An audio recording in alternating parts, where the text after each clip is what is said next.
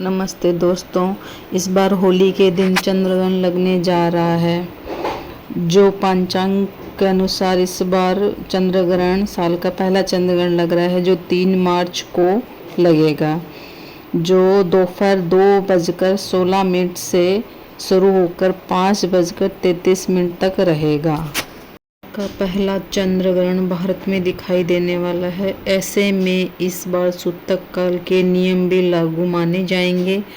धार्मिक मान्यताओं के अनुसार चंद्रग्रहण शुरू होने से करीब 9 घंटा पहले सूतक काल की अवधि शुरुआत हो जाती है।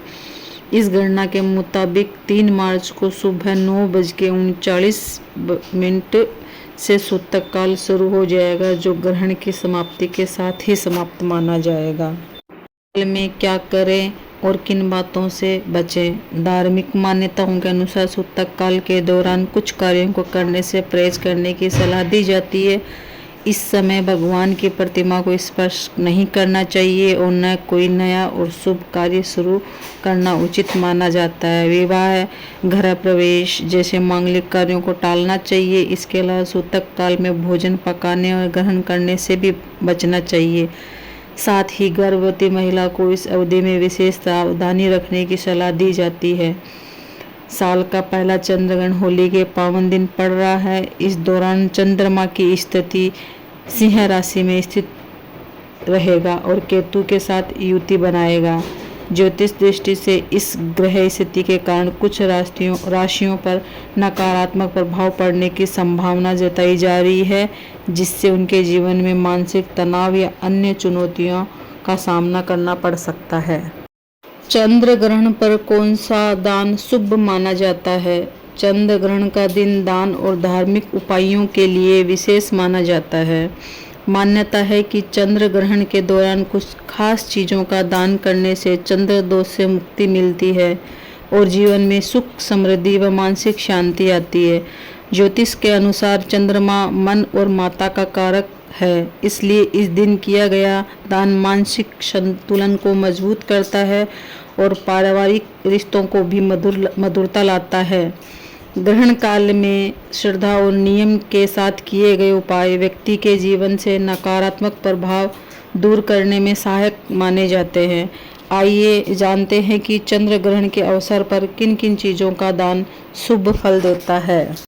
सफ़ेद वस्तुओं का दान। ज्योतिष में चंद्रमा को सफ़ेद रंग से जोड़ा जाता है, इसलिए चंद्र ग्रहण के दिन सफ़ेद चीज़ों का दान करना बहुत शुभ माना जाता है। मान्यता है कि जिस दिन सफ़ेद वस्तुओं का दान करने से सकारात्मकता फल प्राप्त होते हैं। चंद्र ग्रहण के अवसर पर आप चावल, चीनी, दूध और दूध से बनी मिठाइयों का दान कर सकते हैं। इसके अलावा सफ़ेद कपड़ों का दान करना भी शुभ फल देता है। ऐसा माना जाता है कि चंद्र ग्रहण के दिन सफ़ेद वस्तुओं का दान करने से जीवन में सुख, समृद्धि बढ़ती है, चंद्र दोष के प्रभाव से राहत मिलती है। चांदी या मोती का दान।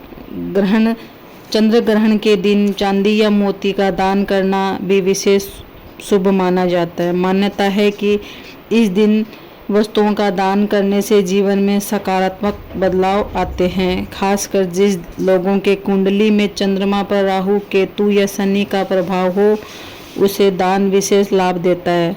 ज्योतिष के अनुसार चांदी, मोती चंद्रमा से जुड़े होते हैं। इनके दान से जीवन की परेशानियां धीरे धीरे कम होने लगती है और मन को शांति मिलती है। साथ ही तनाव और मानसिक उलझन से भी राहत महसूस होती है।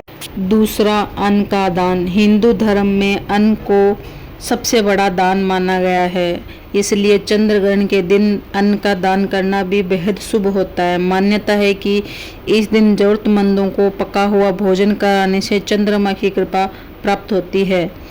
इसके अलावा आप कच्चा अनाज जैसे गेहूं, चावल या दालें भी दान कर सकते हैं।